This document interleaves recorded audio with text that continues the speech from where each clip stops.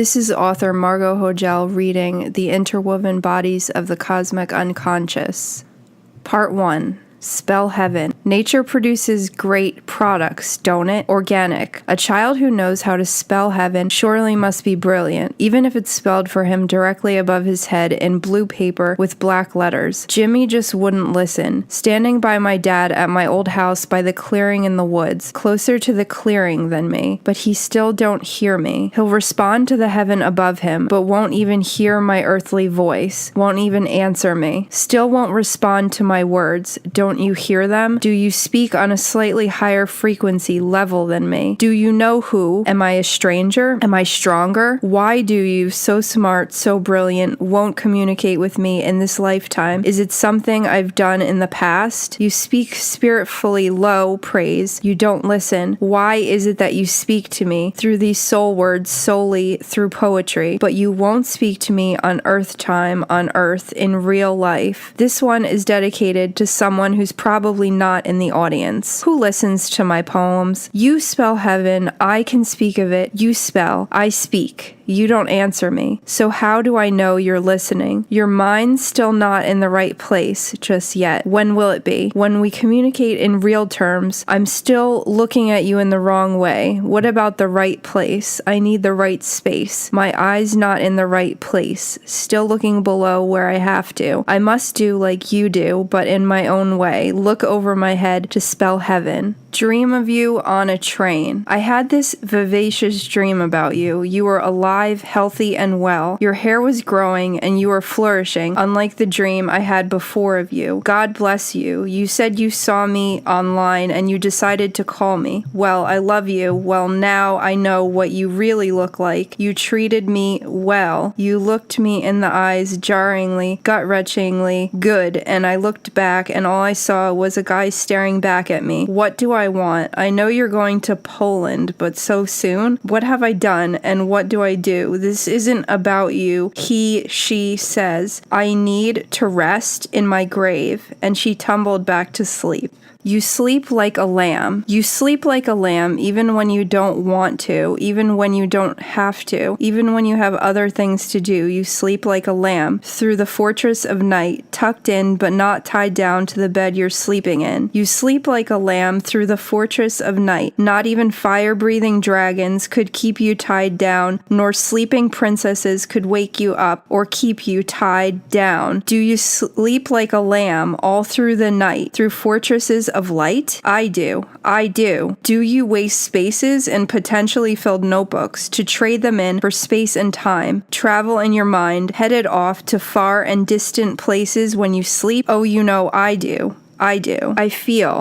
I feel encapsulated, traded me in for something you didn't like. How can I stop it from happening? Heaven's been put before us. Will you take it? And will I listen? I feel encapsulated, lined up. Like every time we talk, I have to prove myself, my worthiness to you. Tired of feeling illegitimate next to you. When will my paranoias subside? I hide all your secrets so well. What do I do with them once you're... I feel empowered to do the right thing, so I write this all down, love. Scratching, clawing. Happy when I write in the chosen ending, where I stay in the shower a little while longer. Happy when I get out and my angry uncle isn't clawing at the circular bathroom window, pissed that I'm not ready. Happy when my family has given me enough space and time to make my own decisions. Decisions to decide to disagree with the populace. Happy to be me and suffer my own fate, not bending over backwards, to hand my mother her own life in a silver plate. Happy to write out the scratching pigeons, cats clawing their way out of boxes with horses giving the women blood transfusions. And no, I don't feel sorry, bad for you. You're just a pretty girl stuck in a bad relationship with someone that could make me happy. And when I go to Germany, this time I know better not to leave my CDs on the bus. I won't even bring them with me. And boy, if she kisses you where it hurts, will I feel anything at all better when when it's over, and this time the lady in the water is me taking a shower, and this time the family doesn't come. They wait for me. They give me no need to search for a savior disguised as a martyr who tells me, don't bow down to your mother's every whim. And I trust you. It's just that a cool breeze teases my shoulders and laughs at the face of love in the direction of something better. It wasn't all sad. It wasn't all sad. In fact, he was there for her the day he found out his body went missing. He was there standing by her side to pull her along by pulling across the sun, to pull her along, pulling her along, to pull along the sun, and drape it across the horizon. The day of his funeral for her, and frankly, the only bad thing about his life was his untimely death. Everything else I've found out about him is they are positive and rewarding things, helping us along the way, positive things about his life. This is not merely a boy and his death. It's celebrating the life and times of a boy who happened to live an untimely life. It's about a boy who is about to suffer, who happened to suffer an untimely death. The San Fernando Valley. I'd take him over hills and high mountains, over rich, vivid orchids, each planted a perfect and equal distance from one another. And when he takes pictures, he moves mountains, he shifts continents, and his finger snapping the lens makes the sun's reflection cry over the ocean. Thinking of you. Alarm clock with planetary rings around it. It's thinking of me, giving me time to dream in my sleep, allowing me to think of you. Alarm clock with planetary rings around you is thinking of me, giving me time to dream in my sleep, allowing me time to think of you. Alarm clock with planetary rings around it, thinking of me, giving me time to dream in my sleep, allowing me time to think of you. Dream clock, alarm clock, with planetary rings around it, thinking of me, giving me time to dream in my sleep, allowing me time to think of you. The alarm clock hasn't forgotten about me. It's waiting for whenever I'm ready to reward me. Part 2. Logic's eyes. Everything all of a sudden seems very divided. Her mother told her I'd fall in love with her personality. She was right. I feel it's so wrong. You don't see the repercussions. You and your friends want to take me to Louisiana. I am hesitant to go. I have to sign papers, and I feel the cameras closing in on us. Church pews, schoolrooms, but it's at no expense to you. Nothing can be taken away from you. You just do what you choose. Age separates us. A few years is a lot. Maybe in our past lives we were lovers. Now I can hardly look at you that way, because I know the hate it brings. I have my career on the line and know that it just ain't right. Her mother told her I'd fall in love with her personality, and I knew she was right, but that doesn't save me from age gaps, multiracial barriers, not to mention our gender is the same. It feels taboo for me. It feels too far removed for me, from me, but feels so real, natural to her. I know it can never happen again in real life, at least not in mine. I used to love her unquestioningly in another life, another time, but no, I see through logic's eyes, and I cry for what could have been, for what just ain't right. Time's sacred. I had this dream last night that you were in the kitchen making a sundae, but it was Saturday. I had this dream last night about this hike, a long STRETCH, and along the stretch there was a path. DNA structures climbing, winding up and up and up. The spring brook nearly drowned. Why? Dreaming of me writing a poem, driving backwards, word missing words. What? Letters missing letters. What? Words missing letters. Why? Filling in the missing letters in my head. Why? Why did I choose why as the word to fill in with? When you, one, sees a W and a Y, they immediately see and or think, why? Maybe I should. Love bursting inside of me. Love bursting. Love burst. A feeling inside of me. Love bursting. Love bursting. Love, love, love. Maybe I should pay attention when I wake up, the way I pay attention to myself in my dream. Maybe I should pay attention when I wake up, the way I study my dream material. Maybe I should vehemently study my dream material, the way I study my life when I wake up. Maybe I should dedicate my waking life to taking notes, paying attention attention to detail, noting the abstract, formulating it into reality, the way my dreams form pictures in my mind after I wake up. I don't need to find every moment that don't matter. Sad. What are you doing sitting here still in school, bags in tow? Traveling, always traveling. Waiting, always waiting. I have been sitting on buses since 8 o'clock in the morning. Might as well sit here and wait a little while longer. Where are you coming from? A place far away to visit someone I think I know. What did you guys do? I guess we did homework. Where do you long to be? I long to be in one of your poems. Okay, well, I'll consider it. Well, I've considered it, and I do, and I already did, and I will, and you already are, and you are now. So here you are, and there you go. Voila. A marriage song, a different kind of marriage. She says, "You're not alone," says Spirit. Home from the grave, a spirit. Back from the dead, a spirit coming back, a spirit coming back from the ground, coming home from a long journey, a spirit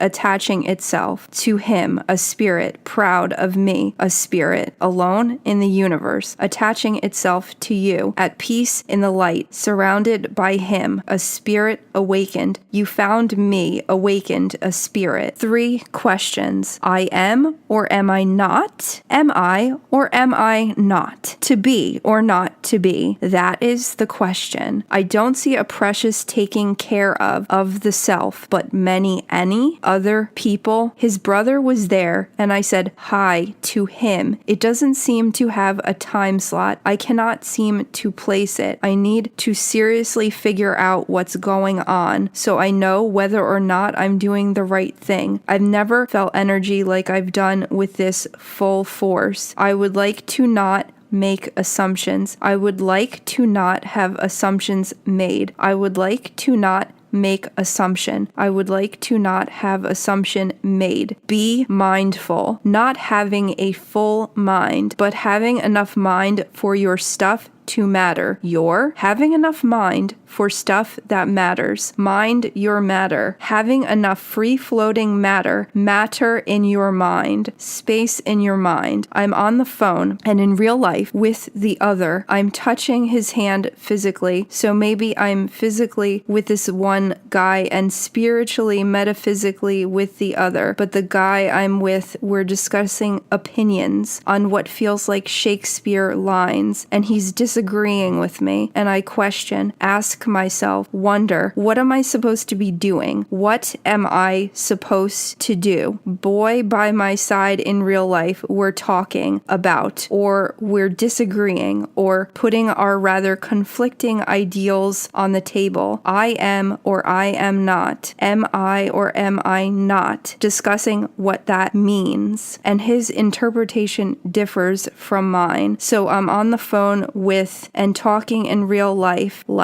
to the other, touching his hand lightly, touching his hand. No lightning plugs, sparks fall out. Drop. Lightly touching his hand, no lightning plugs fall out. Gently touching his hand, no lightning plug spark out. But disagreeing, there's no lightning spark plugs, no spark plugs bursting serene. There's no beautiful, pristine, just quiet, beautiful, serene sound, goldenness, goodness. There's no beautiful goodness. No warm surprises to be or not to be. Is that the question? There's no beautiful, pristine, serene goldenness. There's no beautiful, pristine goodness. No warm surprises. The goodness, the fiction. Is that what you're asking? I promise you'll never leave my mind. I don't think he was as upset that I was flirting with that guy. They're having the same exact conversation. They're having the exact same conversation I was. He said, I don't like girls with nothing to talk about. But see, I was talking. I just wasn't to him. Although the other guy that I was probably with, don't you think the right thing for me to do is what feels right for me? Call the other him and show him I wasn't to share with him. Have the conversation I was meant to have with the other guy and change change the future and have it with him. Ask him over the phone 3 questions. Say, am I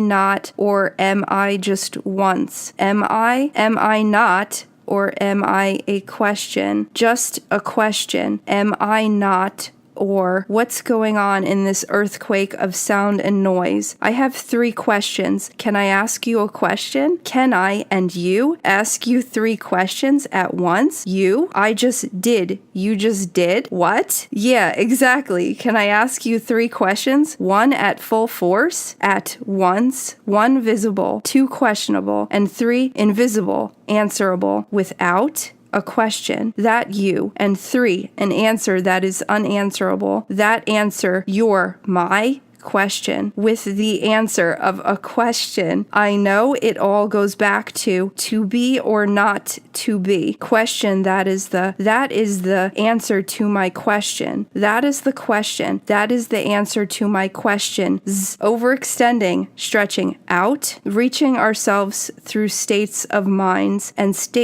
minds, over continents and bodies of water, over sound mind, overextending, reaching ourselves through reaching, leaning backwards, leaning towards each other, reaching across boundaries, limited by physicality, boundaries of time-space continuum, time-space location, and even sometimes reaching, leaping through physical boundaries, leaning over through time and space, leaning, leaping over through time and space, leaning over space through time, leaping over space through time. What's the missing link equivalent to this question? I was wondering if you could ask these 2 questions I wrote with the 3rd correct quote of a question. The 3rd part is the missing link, the process of writing a song, the process of healing. In the process of building lyrics, you write a new song. How do you write a new song? I have 3 questions, or can I ask you 3 questions? She said I'm a genius, but if I'm a genius, how come I let words now lag me instead of making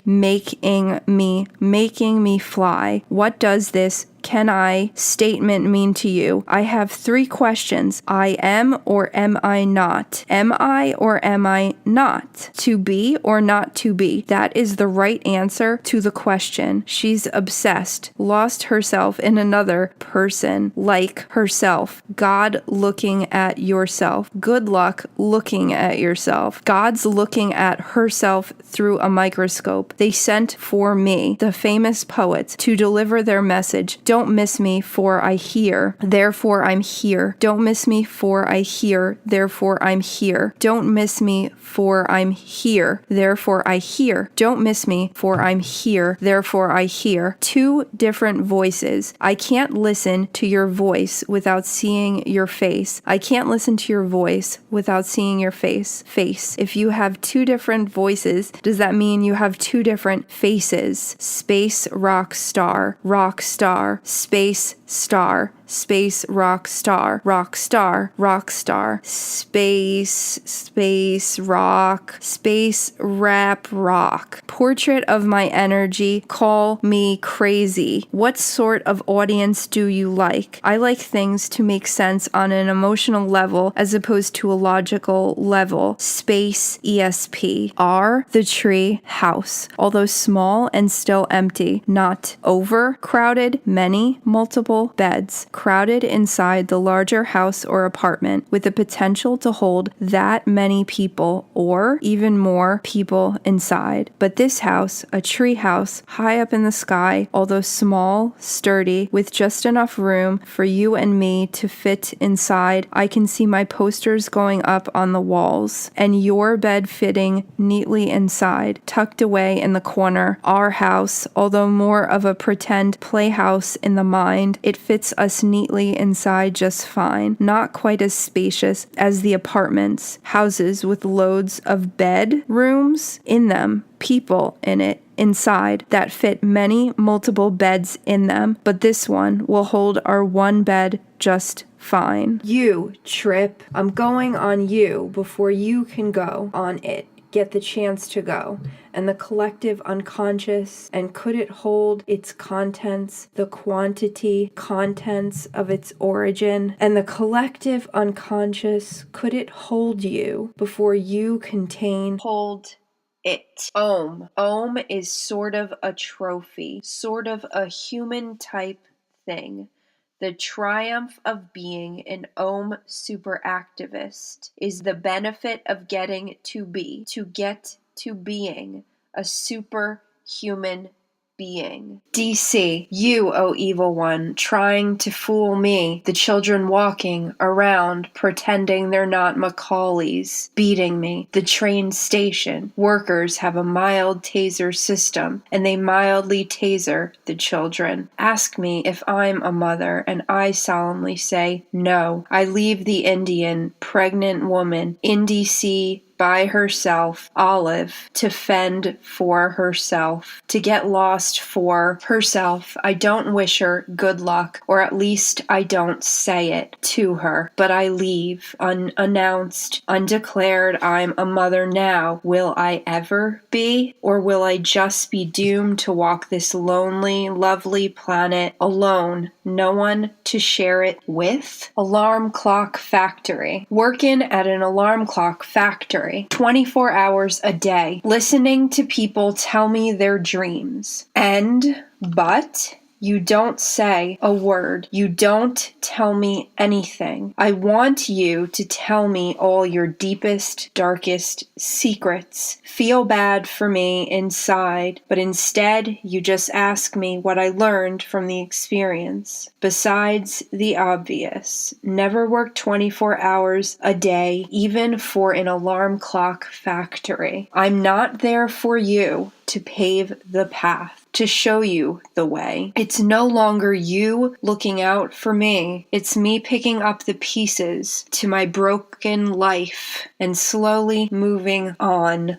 Job-invoking poem. For me, a notebook speaks for its writer. This one says, help me. I'm a poor girl who just graduated college and yearns for a real job in the city, something that pays moderately well, nothing too serious. A job that shows off my real talent, says, this girl can write. This notebook says, please help her. She's so desperate to write, she'll start on the first page on the page before the ones with the lines on it, and since she doesn't have a job, she makes good full use of a notebook given to her by her aunt. She wants a job so she can pay for her own notebook, so to speak. Not that she doesn't appreciate this book that's been given to her. God only knows it helped to create this poem, but she wants a new job, life that speaks to her, something that pleases her. New job, please come out wherever you are and show yourself to me. The grad student. There's a sense of building something from the ground up, like architecture. When you sit at this desk, a grad student's head is filled with nothing but homework. Look inside a grad student's mind. Sometimes they're more forgetful. Just look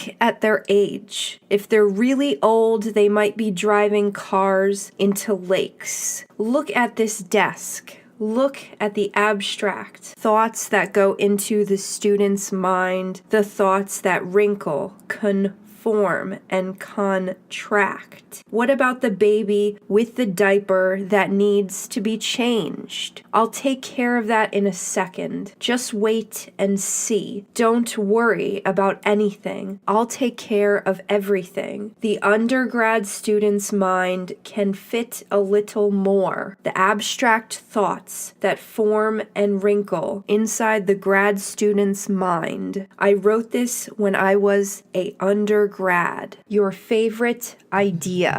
I am your favorite idea. I travel with wind and sound. No matter how many times you've put me to rest, you can never fully put me down. Without you, I ceased to exist. Write about you. What about you? I'm abstract. What you write about? What do you write about? Elusive, intrusive, elusive, abstract. Vivid when you let me be. You can never fully put me down. Write about me, repeat. Albert Einstein. Not even Albert Einstein cares about my mind. Even he is too busy trying to pick out girls that he can buy pretty dresses. I want my love to buy me pretty dresses, to notice my physical beauty like he and Albert Einstein notice everyone else's. Albert Einstein rematerialized on my couch last night. I walked towards him, up to him, to ask him a question. But he was too busy trying to pick out girls with his eyes to buy dresses. All I wanted was him to make enough room for me to sit down beside him on the couch so he could answer me a few questions. I didn't care about standing in front of him so he could see me with his eyes. I just want him to make enough room so I could sit next to him so he could feel me with my mind.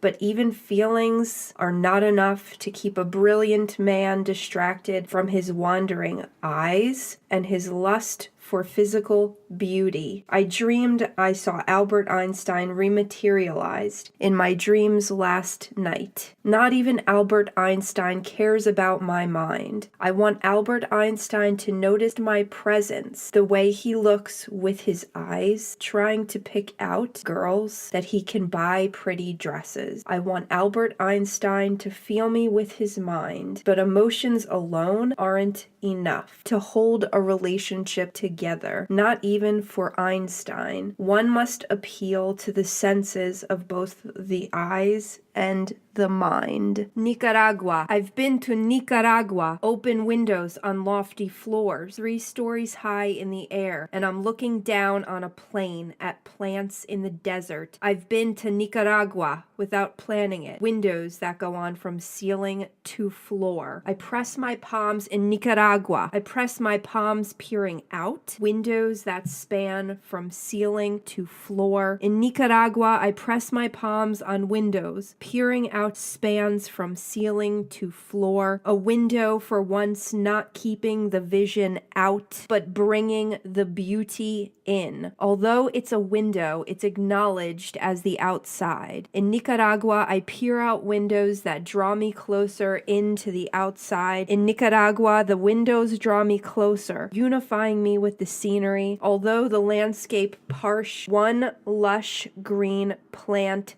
still expresses its own unique freedom to grow. It's not lonely. This one green thing is enough to complete its surrounding, regardless of the parched landscape. These plants are beyond the earthly restrictions of silence or science. They flourish regardless of their environment. Instead of being protected in Nicaragua, the window draws me closer, unifying me with the scenery instead of needing to be protected regardless of the dry, parched landscape. I appreciate the beauty of the earthly brown substance. I'm only scratching the surface. In Nicaragua, I find myself suddenly sitting with my grandma in a restaurant, although through previous logic I wouldn't expect the food to be inadequate. I have no recollection of these thoughts. In this place, the food is perfect. The fleshy, fresh skin of oranges gently lifted, freshly orange slices, more brilliant than I've ever seen before in the flesh. A plate is more than enough for this feast of the eyes and soul. This orange makes all other oranges seem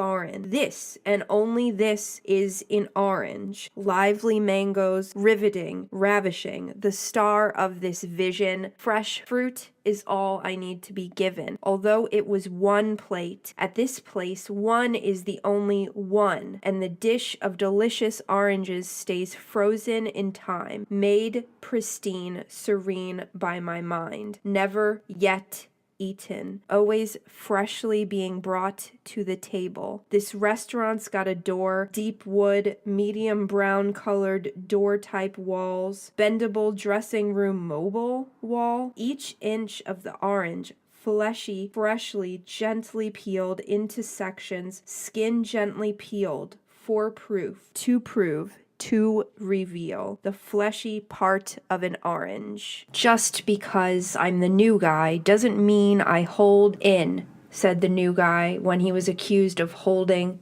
in. And what about those drug addicts? They show up to a show like 10 years later and expect you not to notice. That's because drug addicts have a warped perception of time, said the girl who used to hang out with drug addicts to the slightly older, middle-aged man. She was in a supermarket. He was wondering why the 10-year-later person missed their chance. He was seeing it more like a missed chance. She was seeing it more like drug addicts have a warped perception of time. Hadn't shown up in so long. Suddenly, the girl finds herself in a house. There's a strained relationship in the house. The man offers her shoes like cars. She tries them on and accepts them, even though the shoe size is slightly off. But the shoe size she likes to wear doesn't have any shoes for her. There's only a purple hairbrush in its place. The woman talks to the slightly younger girl, makes some statement about slightly older middle-aged men and their unreliability. They all convene on the patio outside, the one that's not screened in. I feel many people sitting down at tables. I assume they might be eating the way they're all sitting at tables on the open air patio. I used to live there, but this is in the era of a different time. The waiter with the white suit on looks at me with his eerily white, pale, ghostly, almost transparent looking face. It feels like the 40s, or maybe even the 20s. Regardless, this scene is from a long time ago, and it's like it's happening again in a different way. Spirits reconvening and rematerializing in a different way. A meeting of sorts, where the spirit and the earth world collide, convene, meet. It's like they were there, but they weren't there, all at the same time. He looks directly at me and smiles. It seems he has something on his teeth. Braces of sorts. A procession, but what kind of funeral procession? But there seems to be no body. It's like they're looking for one. I run to get my gun that I didn't know I had, and even though I feel like it's not in the last room, I run by it anyway and see dusty old ancient books. Then I run to the other room to get my look for my gun that I didn't know I had. Maybe it's not mine, but I had a picture in my mind of where it was. The boy. I watch the little boy, but I have somewhere to go at 7:30 at night. We did not discuss when she would be home. The woman I assumed to be his mother. I walk with the boy I assumed I was babysitting to take him to where he lives. He climbs up open stair ladders, more than one. There must have been at least a few or a couple. It's dark when I look